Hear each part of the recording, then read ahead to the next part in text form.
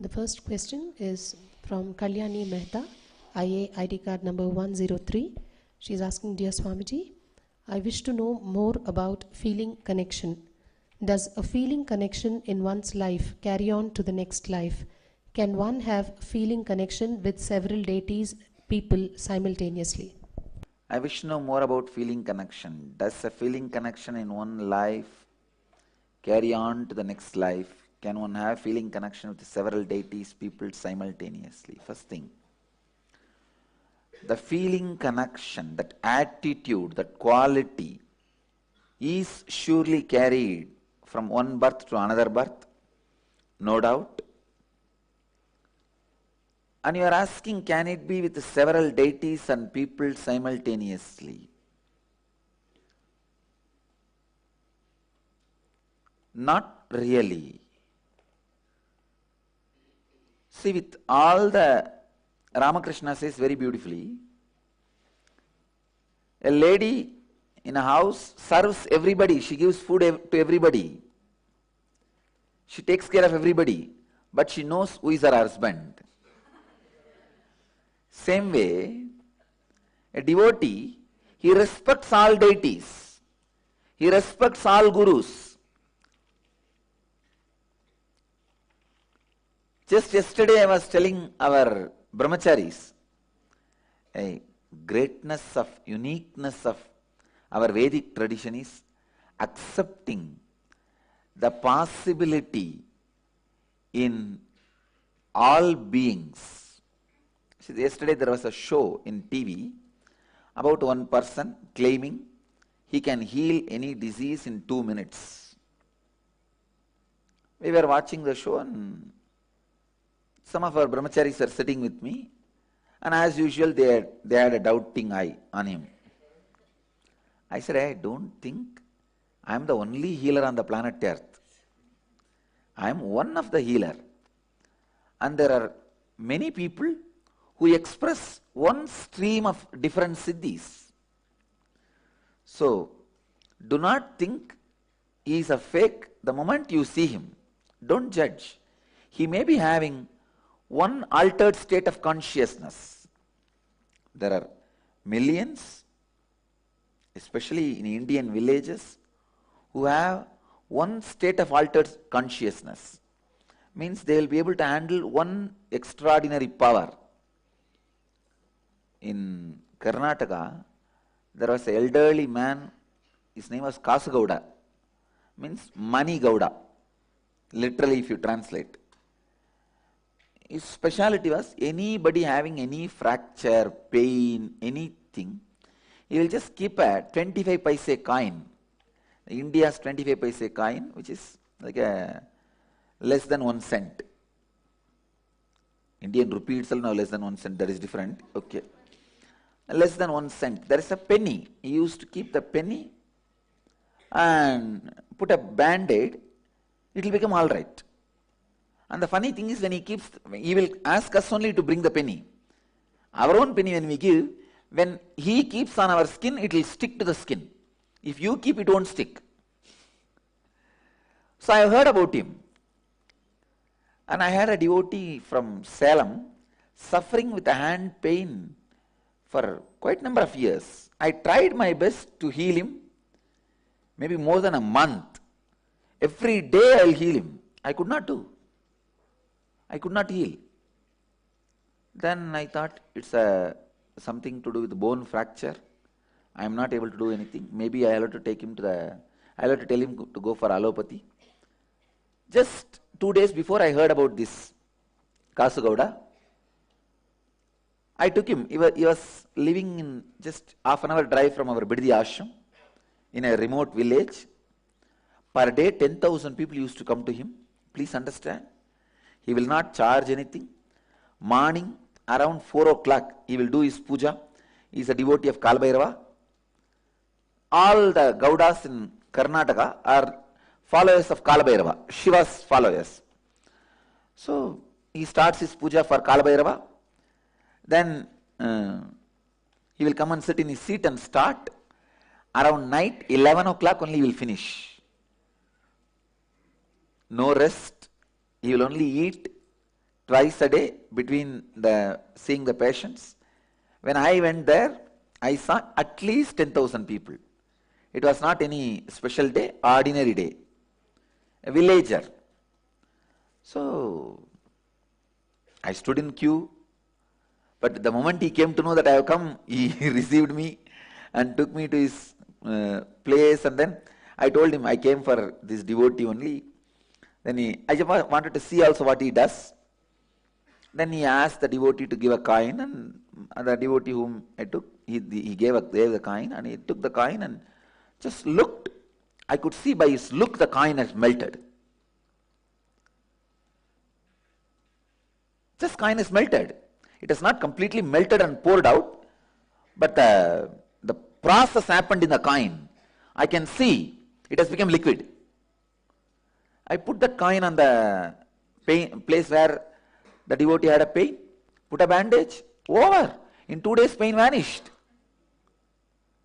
What I could not do for 1 month, this old man who has neither intellectual idea about enlightenment nor the smell of enlightenment, he finished it in 2 days. 2 days means to heal it took 2 days, but the whole process did not take more than 2 minutes. He had to spend 2 minutes with me because I am a VIP to receive me. Otherwise, he has done it. Just last year he passed away. He left the body. He became very old and he passed away. I know for sure he was able to put himself to an altered state of consciousness, not enlightenment, but certain altered state of consciousness from where he is able to express that energy.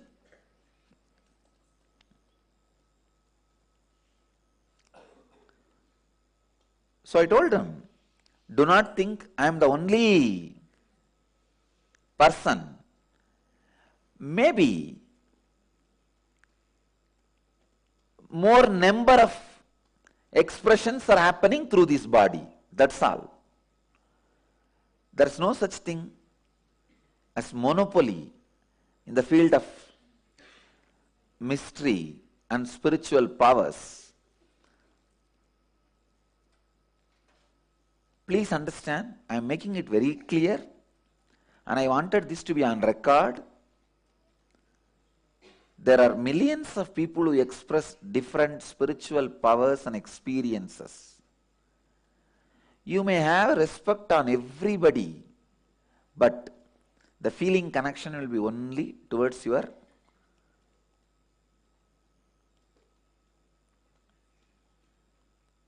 master, who takes you towards enlightenment, who raises you to enlightenment.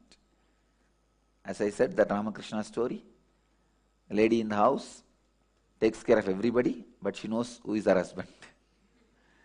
So, and especially in Nithyananda Sampradaya, for all my devotees and disciples, I am making it very clear, you are expected to respect all the deities and all the masters, all the gurus, not just belongs to Hindu tradition, all religions. Please understand, our devotees have no right to criticize, disrespect any tradition, any religion, any spiritual order. I am making this as an understanding. Even if you consider somebody as the worst, lowest level tradition, crude form, you have no right to criticize or disrespect. Krishna says very beautifully, every path, every form, even if you think it is crudest form, leads to me. So you have no right to think somebody is crudest form, somebody is very intelligent path. No. For you, I am enough. But you have no right to force the same experience or the same feeling on others, on the people's head. So, not just accepting others, respecting others. Not just acceptance, respect. So, Kalyani, exact answer for your question. Feeling connection is carried from one life to another life, but you can't have feeling connection with all deities or multiple people. It will be there with only one being. You will have tremendous respect, reverence.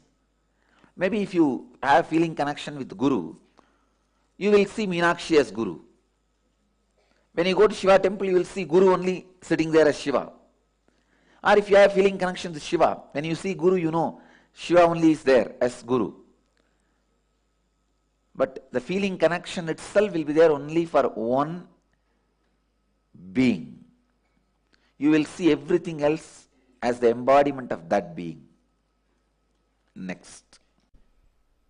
The next question is from Ritu from Bangalore, who's asking, is there really something like blind faith, or do we all have a divine inner voice guiding us towards whatever is best for us? How can I know whether I am caught in blind faith or guided by intuition? Ritu, Bangalore. Let me read out the question once more. Is there really something like blind faith, or do we all have a divine inner voice guiding us towards whatever is best for us? How can I know whether I am caught in blind faith or guided by intuition? Ritu, you need to understand, no faith in the inner world is blind faith. 3C and 3D of the outer world is blind faith. Please understand. 3C, cricket, cinema, corruption. Now, India's largest practiced religion is corruption. Largest watched religion is cinema. Largest watched celebration. And largest followed religion is cricket.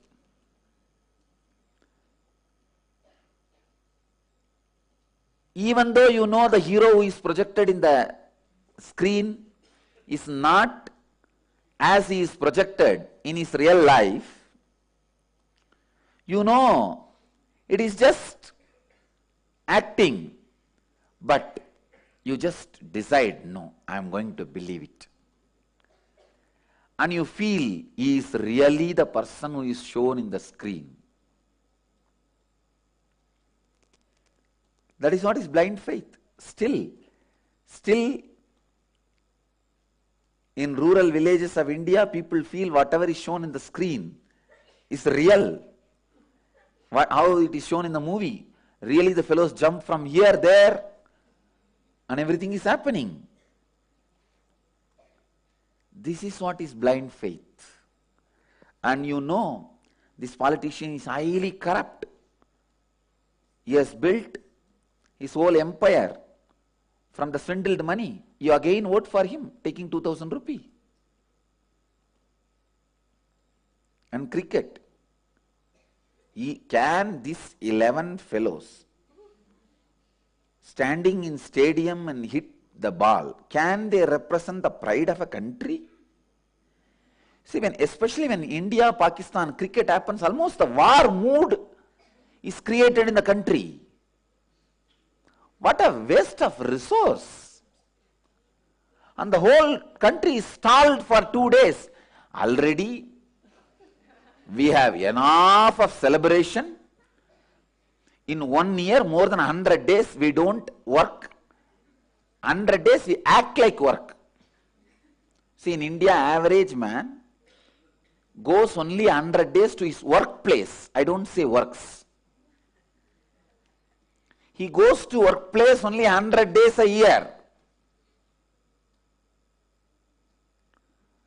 In that, now this foolish cricket fever stops the whole country, the productivity. The game is promoted by the mafia, underground mafia. What do you call this? Betting. Am I right? The word. Betting. And it is bookies. With this kind of people, this game is promoted.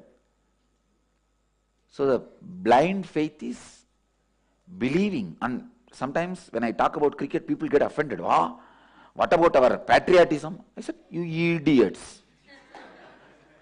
Dumb donkeys. What do you mean at associating cricket and patriotism?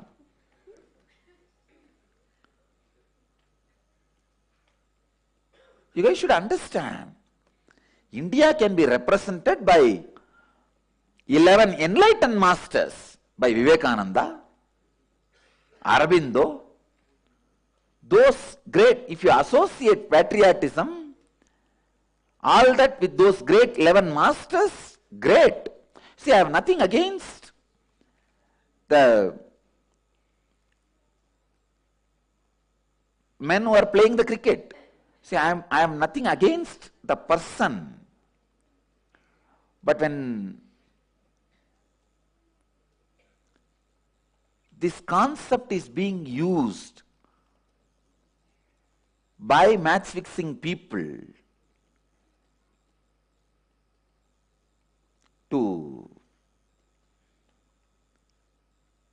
completely stall the country and making you believe, a common man in India believes, if you support your country team and sit in front of the TV and scream, ah, when they hit sixer, and when you fall, you should fall into depression when the team loses. If you do all this, you are a patriotic. This is blind faith. Understand? This is blind faith. Voting to a politician because of the community, seeing the cricket match thinking it is patriotism,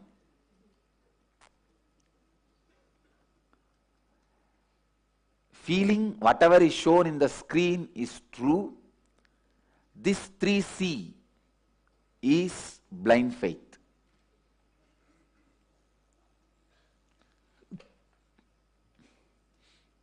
And 3D, drug, believing the drug can take you out of your problem is blind faith. I ask people who drink, why do you drink? Not to solve all my problems. It is solved, at least forget it for 1 hour. So this is what is blind faith. And depression. Why are you in depressed mood? I am worried about my problems. By this worrying, can you solve it? I am worrying. Can depression solve your problem? No. This is what is blind faith. And suicide. I have spoken to many people who have committed suicide successfully. Not that attempted suicide and came here. Many people come here. I attempted suicide 3 times, Swamiji. I said, even in that you are a failure. I am not even talking about that group. I am saying I have spoken to many people who have successfully committed suicide, means ghosts. I asked them, fool, why did you commit suicide? I thought I'll escape from my problem. Have you escaped? No, I got into a bigger mess. I tell you, never contemplate suicide. That is the worst thing you can do in your life. Because the body is the gift from the divine. If you destroy it ahead of its natural time, for example, if you are supposed to live in this body for 100 years, If you destroy it 30 years, the remaining 70 years you will be sitting without body. It will be like you will have beautiful food in front of you but no tongue to taste it. You will have the beautiful things in front of you but no eyes to see it. So that will be the worst torture. Understand? That will be the worst torture. I have spoken to many people. Invariably, 100%, all the fellows who committed suicide are saying by suicide they only got into bigger trouble, bigger mess. Never ever contemplate on suicide. That's the last thing you need to think. Last thing you need to contemplate. No, even last thing you should not contemplate it. So the faith you have on cricket, cinema, corruption, and the faith you have death, depression, drug, only these faiths are blind faiths. Not the faith you have in the inner world towards a deity or God. Please understand, in the inner world it is always inner voice guiding you. The socially irresponsible medias continuously abusing that people have a blind faith on me. It is actually they who are promoting the blind faith by promoting 3C: cinema, cricket, corruption. All the socially irresponsible media which has abused me, like Swarna TV and all, complete paid news. Most of their news is paid news. Because now the media has nothing to do with the truth. It has something to do with what is the profit. It has become purely business and highly commercial. Understand? If you have faith in the inner world, it is always through divine inner voice.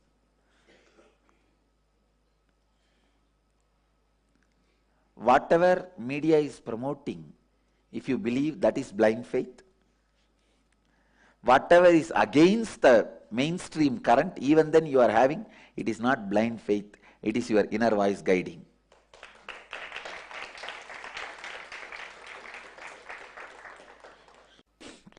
Beloved Swamiji, so much attention is being focused in some media about your clothes and your style of dressing and so on. As a devotee, I know all this is just a casual play for you, but is there something you would like to say to the media who are making such a fuss about it? Anusha, Mumbai. Anusha, I'll have to sit up for this question.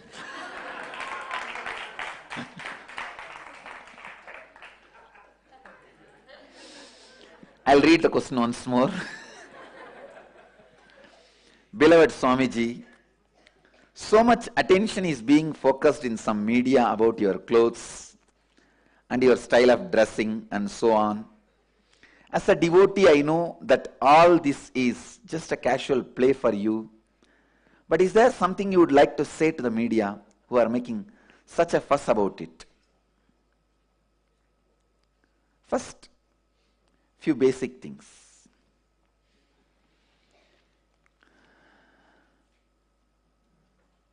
I assumed human body to relate with all of you, to relate with human beings, and inspire all of you to enlightenment. So naturally, this body itself is a one cloth I have put on me.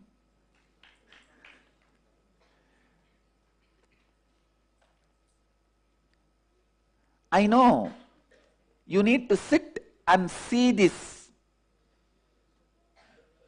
body when you listen. That is why I have created it little decent way so that you can sit in a relaxed way and see. Why this human body, the purpose of human body itself, for you to see and relate with me. Understand, this body itself is one dress I put on me, one cloth I put on me.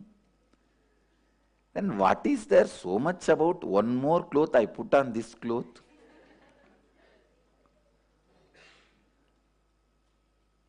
They think, there was one Swarna TV talking continuously about, I've spent 1 crore on my dress.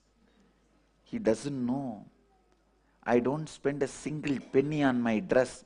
I get paid if I wear their dress. My devotees bring and put the cloth to me, give the cloth and give some money also as an offering.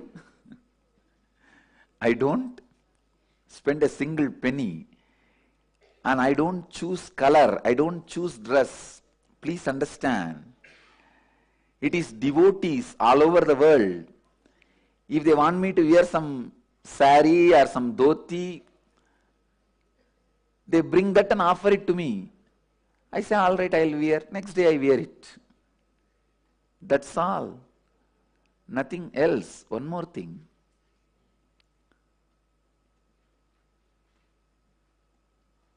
As these guys are trying to display that I am attached and all these, that, if I am attached to all those dresses, I would not have taken up the responsibility of Madhurayadinam. It did not take for me even 1 second, even one thought I did not have. I am not going to be using any of those clothes. I did not even bother when I accepted this responsibility. If I was too attached to all those clothes and everything, I wouldn't have bothered to take up this responsibility.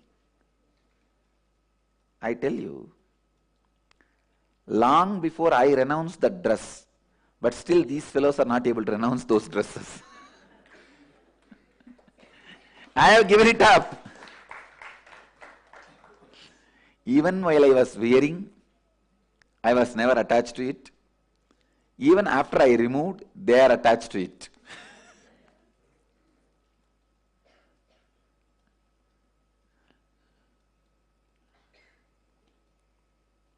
These people who are abusing me based on the clothes I am wearing, they need to know this body itself is a one cloth I am wearing on myself. So anything put on that body does not affect me. It only affects you.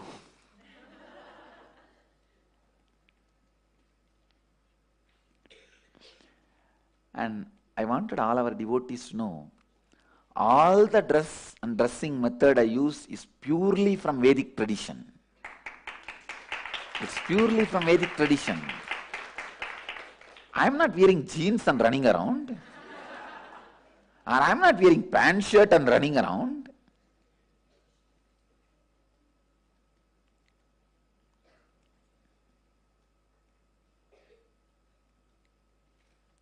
In Hindu tradition, the colorful clothes and jewels are put on the deity so that you will have the darshan. So many masters used to wear. Bhagavan Swaminarayan, he wore all color clothings.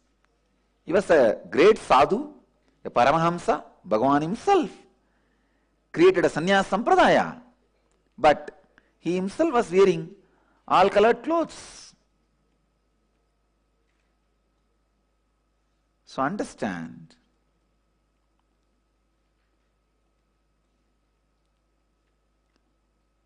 this body itself is a cloth for me. Nothing affects me. And they are saying that I have a designer, fashion stylist, makeup artist. And they don't understand. I neither have a designer, nor have a stylist, or have a makeup artist. Nothing. I have only one thing. Body made out of pure consciousness.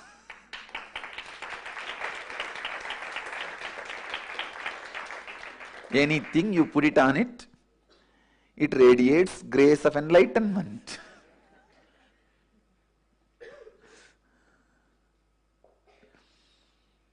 They are burning, they are saying, oh, it's like you give them some unique sweet. In South Indian villages, they make something called kolkatta. You give them some unique sweets like this, and they talk about every component of that sweet except the sugar. They say, oh, this is there in that sweet, that is there in that sweet, that is there in that sweet, but they forget to mention about the sugar. Same way, my photograph is like that sweet. They talk about the fashion designer, makeup artist, stylist, an international photographer. They talk about all that. They forget one important ingredient of that photograph, enlightenment grace. It is like somebody describing, talking about a sweet without talking about the main ingredient, sugar. That is exactly the way these guys talk about my photograph, dress and everything, without talking about the main ingredient which makes it tasty, which makes it graceful, the grace of enlightenment. But the fools, because they could not see the main ingredient, they go on attributing this to all other things. And invariably, even my critics and detractors, sorry, nobody can distract, that is different. The detractors, even my critics and detractors are very clear. Whatever is said and done.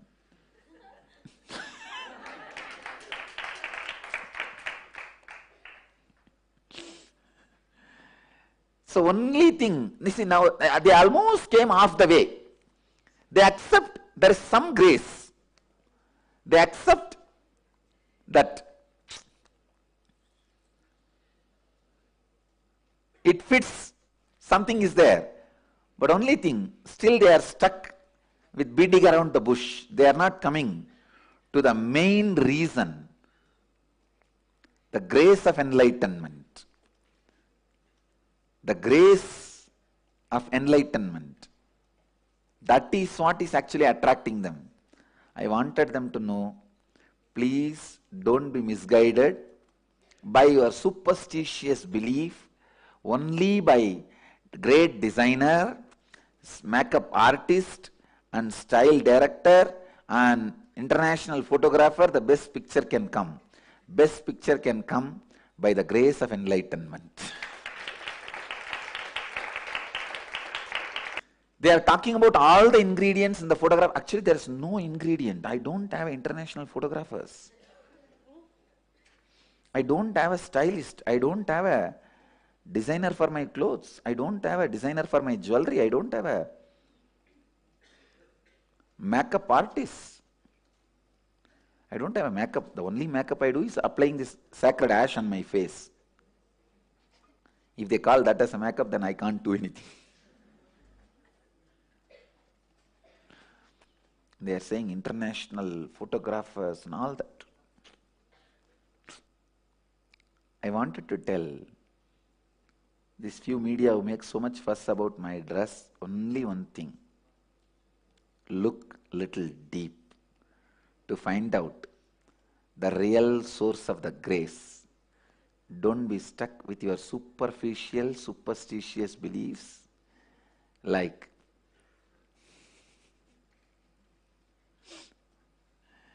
designer, fashion stylist, photographers make the best photograph.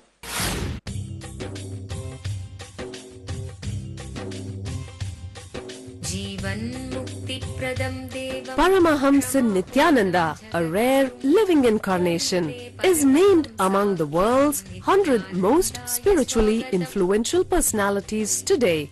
Paramahamsa Nithyananda has been placed alongside Dalai Lama, Nelson Mandela, Oprah Winfrey, Paulo Coelho and others by Mind, Body, Spirit, the world's top esoteric magazine from Watkins, London's oldest and largest bookstore. A yogi by birth, he has been expressing his power of enlightenment since birth.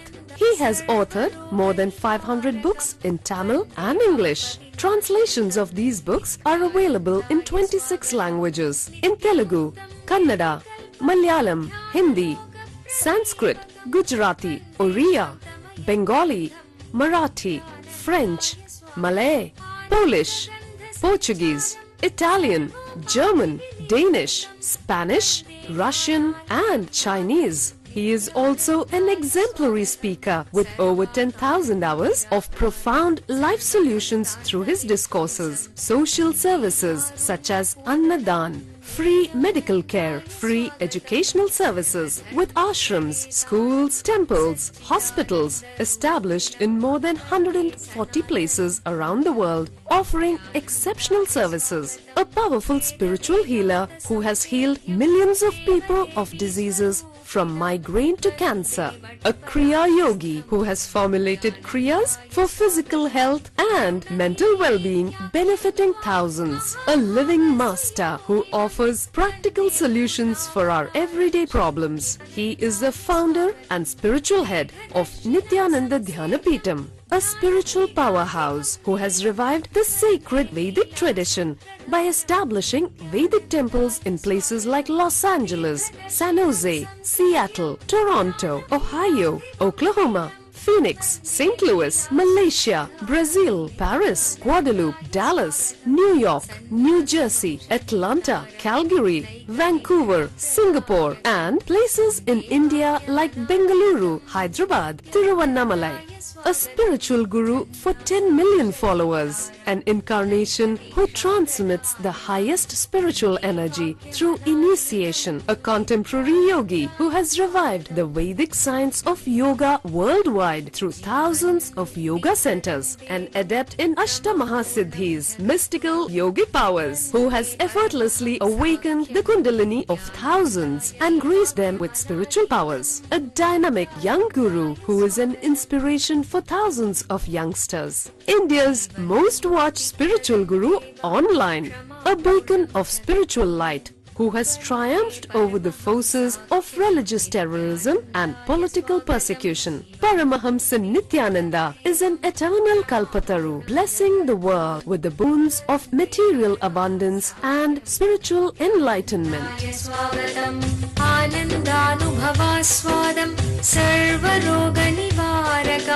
वन्दे पापविनाशक्तं नित्यानन्दाय स्वागतं नित्यमुक्तं निर्विकल्पं ध्यानलोकप्रदीपकं वन्दे शान्तमयं बन्धं नित्यानन्दाय स्वागतम् आनन्दगन्धसञ्चारं सर्वोपाधिविनिर्मुक्तं वन्दे ज्ञानालयं नाथं नित्यानन्दाय स्वागतम्.